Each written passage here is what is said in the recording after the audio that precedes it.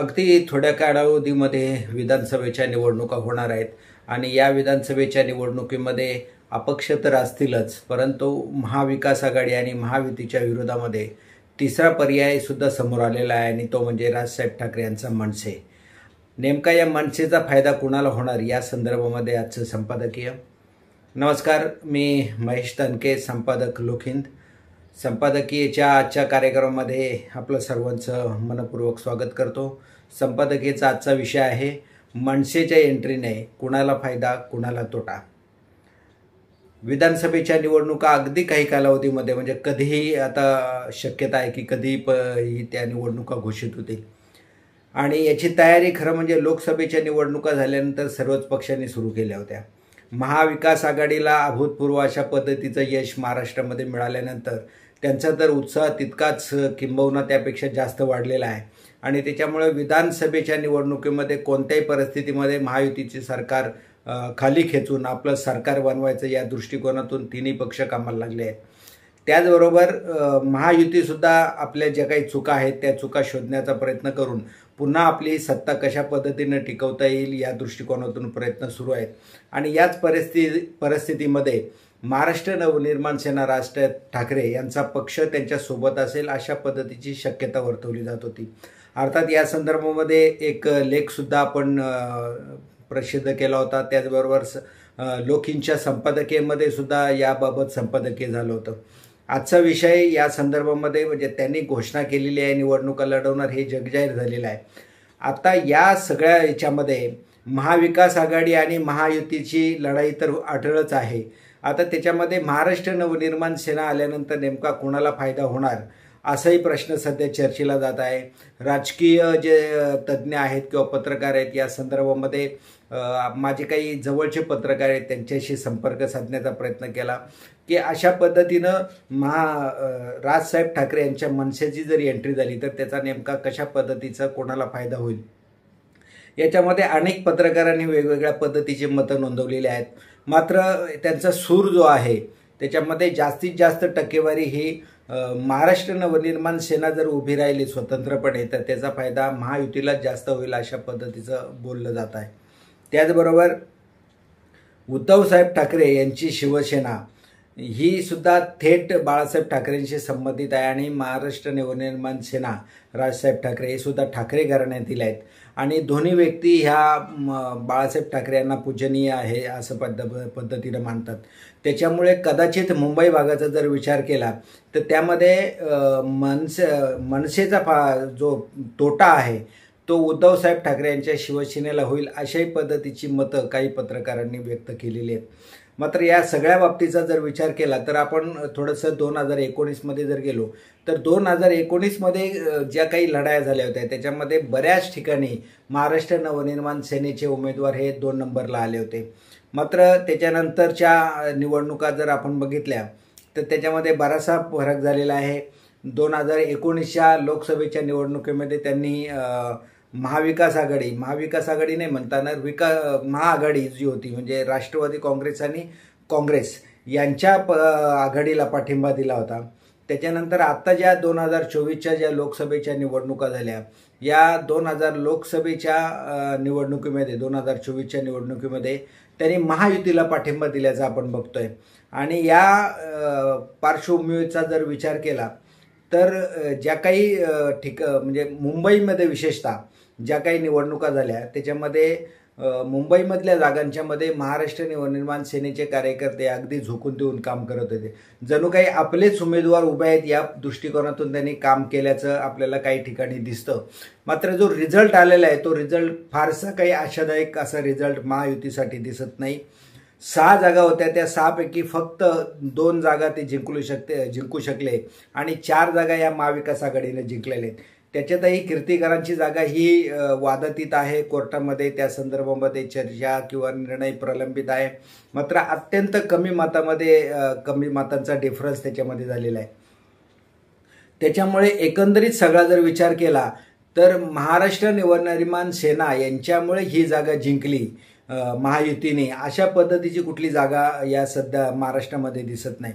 त्याच्यामुळे फार मोठ्या प्रमाणामध्ये ज्या अपेक्षेने महाराष्ट्र नवनिर्माण सेनेकडून त्यांनी पाठिंबा घेतला होता तशा पद्धतीचा मोठा फरक महायुतीला झाल्याचं दिसत नसल्यामुळे कदाचित महाराष्ट्र नवनिर्माण सेनेला आपण सोबत घेऊ की नाही या संदर्भामध्ये महाराष्ट्र निर्माण सेना त्यांचे पदाधिकारी आणि राजसाहेब यांच्या मनामध्ये कदाचित शंका असेल आणि म्हणूनच त्यांनी इतर वेगळ्या पद्धतीच्या बोलण्या न करता डायरेक्ट त्यांनी या ठिकाणी अमेरिकेतून रिटर्न आल्यानंतर जाहीर केलं की महाराष्ट्र नवनिर्माण सेना हे स्वतंत्रपणे निवडणुका लढवणार आहेत.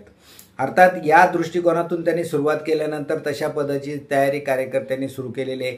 अनेक मतदारसंघामध्ये राजसाहेब ठाकरे यांचा प्रभाव होईल किंवा आहे अशाही मतदारसंघ आहेत आणि या सगळ्या दृष्टिकोनातून मध्यंतरी त्यांनी 2 जागासुद्धा घोषित केल्या. पंढरपूरची जागा घोषित केलेली आहे, शिवडेची जागा घोषित केलेली आहे. या ठिकाणी उमेदवार त्यांनी जाहीर केलेले आहेत. त्याच्यामुळे एकंदरीत त्यांनी निवडणुकीला सुरुवात केल्याचं चित्र एक सध्या तरी दिसतं आहे.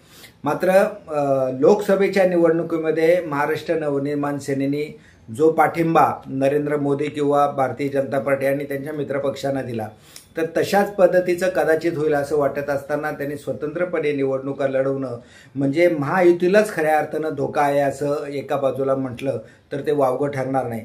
कारण त्यांचा जो मतदार आहे आणि त्यांची जी राजसाहेब ठाकरे यांची जी भाषणं आपण जर बघितली तर ती नरेंद्र मोदी यांना पूरक आणि नरेंद्र मोदीच कशा पद्धतीनं या देशासाठी पंतप्रधान म्हणून योग्य आहेत अशा पद्धतीची त्यांची भाषणं होती.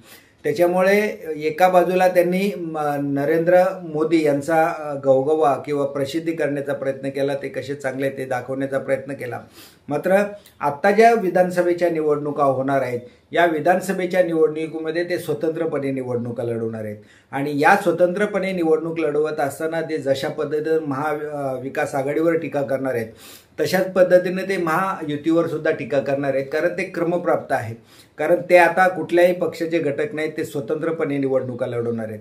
अशा परिस्थितीमध्ये त्यांनी ज्या पद्धतीनं प्रचार केलेला आहे तर तो प्रचार हा भाजप किंवा महायुती पूरक प्रचार या अगोदरचा होता. आता ते विरोधामध्ये करणार आहे, त्याच्यामुळे फार मोठा फरक महायुतीच्या मतांमध्ये होईल अशा पद्धतीनं जास्त पत्रकारांचं किंवा राजकीय तज्ज्ञांचं मत आहे. आणि या सगळ्या पार्श्वभूमीवर याचा नेमका फायदा जास्तीत जास्त फायदा हा महाविकास आघाडीला होईल. कारण आत्तापर्यंत ज्या जागा आपण बघितल्या लोकसभेच्या निवडणुकीमध्ये तर लोकसभेच्या निवडणुकीमध्ये दारुण पराभव हा महायुतीचा झालेला आहे. मात्र हा पराभव जरी झाला असला तरी त्यांच्यासोबत बऱ्याच ठिकाणी मोठ्या प्रमाणामध्ये मतं, अगदी ती निर्णायक मतं जरी नसली तरी मोठ्या प्रमाणामधली मतं ही मनसेची होती. आता मनसेची मतं त्यांच्या प्रत्येक विधानसभा मतदारसंघ जो आहे त्या मतदारसंघातून जे काही आमदार खासदार त्यांचे निवडून आलेले आहेत किंवा ज्या ज्या ठिकाणी त्यांना चांगल्या पद्धतीची विधानसभा क्षेत्राचा विचार करता मतं पडलेली आहेत तर त्याच्यामध्ये वजाबाकी होणार आहे आणि ती मतं स्वतंत्रपणे एका बाजूला जाऊन मनसेचा स्वतंत्र जो कोण उमेदवार असेल त्याच्या पारड्यामध्ये पडणार आहेत. याचा अर्थ स्पष्ट आहे की जी मतं कमी होणार आहेत ती मतं महायुतीची कमी होणार आहेत आणि महायुतीची जर मतं कमी होणार असतील तर आता आपण लोकसभेचा विचार केला तर बऱ्याच विधानसभा मतदारसंघामध्ये अगदी टोकाची लढाई झालेली आहे, काठोकाठ लढाई झालेली आहे आणि अशा परिस्थितीमध्ये 10,000, 15,000, 20,000 मतं जर एका बाजूला जाणं किंवा ती महायुतीमधून कट होणे हा महायुतीसाठी मोठाच धोका म्हणायला हरकत नाही आणि तशाच पद्धतीची परिस्थिती कदाचित महायुतीवर येऊ शकते आणि त्याचा फटका आज ह्या सगळ्या बाबतीचा जर विचार केला तर मोठ्या प्रमाणामध्ये महायुतीला होईल असं दिसतंय. त्याचबरोबर दुसऱ्या बाजूला दोन्ही पक्ष हे ठाकरे घराण्यातून आल्यामुळे ठाकरे घराण्याची किंवा बाळासाहेब ठाकरेंच्या बद्दलची जी सहानुभूती आहे त्या सहानुभूतीमध्ये सुद्धा कदाचित फरक पडतो की काय असंही काही राजकीय तज्ज्ञांनी या ठिकाणी बोलताना सांगितलं. मात्र हे जर आपण बघितलं तर आपल्या लक्षात येईल की 2019च्या निवडणुका मनसेने लढवलेल्या आहेत आणि या निवडणुकीमध्ये फक्त महाराष्ट्रामध्ये केवळ एक राजू पाटील यांची सीट त्यांच्या वाटेला आली. त्याच ठिकाणी ते जिंकले, भले काही ठिकाणी ते 2 नंबरला आले असतील मात्र विजय मात्र फक्त एका जागेवर त्यांना मिळालेला आहे. त्याच्यामुळे ते शिवसेनेची मतं कॅश करतील असं जे काही राजकीय तज्ज्ञांचं मत आहे ते 2019लाच सामान्य कार्यकर्त्यांनी किंवा मतदारांनी खोडून काढल्याचं स्पष्ट होत आहे. शिवसेनेची किंवा उद्धव ठाकरेंची मतं त्यांच्या पारड्यात पडतील असं जे वाटणं काही लोकांना वाटतंय ते या ठिकाणी आपल्याला स्पष्टपणे दिसतंय की तसं काही प्रकार होणार नाही. त्याच्यामुळं जरी कमी फार प्रमाणामध्ये उद्धव ठाकरेंची मतं त्यांच्याकडे गेली तरीसुद्धा फार मोठा फरक महाविकास आघाडीला होईल असं एकंदरीत वाटत नाही. आणि त्याच्यामुळेच जशा पद्धतीनं महाविकास आघाडी लढणार आहे, महायुती लढणार आहे, तशाच पद्धतीचा तिसरा पर्याय, कदाचित आणखीन पर्याय असतील, परंतु मनसेसुद्धा जवळजवळ 200 ते 250 जागांवर विधानसभेच्या निवडणुका लढवत आहेत. आणि अशा परिस्थितीमध्ये आधीच लोकसभेच्या निवडणुकीमध्ये मनसे सोबत असताना महायुतीला जर इतका फटका बसला आहे आणि आता जरच्या घडीला जर महायुतीच्या सोबत मनसे नसेल आणि मनसे जर स्वतंत्र निवडणुका लढवणार असतील तर त्याचा फटका नक्कीच महायुतीला बसेल असंच एकंदरीत चित्र दिसतंय. त्याच्यामुळे मनसेने एंट्री केलेली आहे आणि त्याचा फायदा आगामी काळामध्ये नेमकं याचं चित्र स्पष्ट होणारच आहे. मात्र आजच्या एकूण जरी राजकीय अंदाजा विचार केला आणि लोकसभेचा जर विचार केला तर आता स्पष्टपणे दिसतंय की महायुतीलाच मनसेच्या एंट्रीचा मोठा फटका बसणार आहे.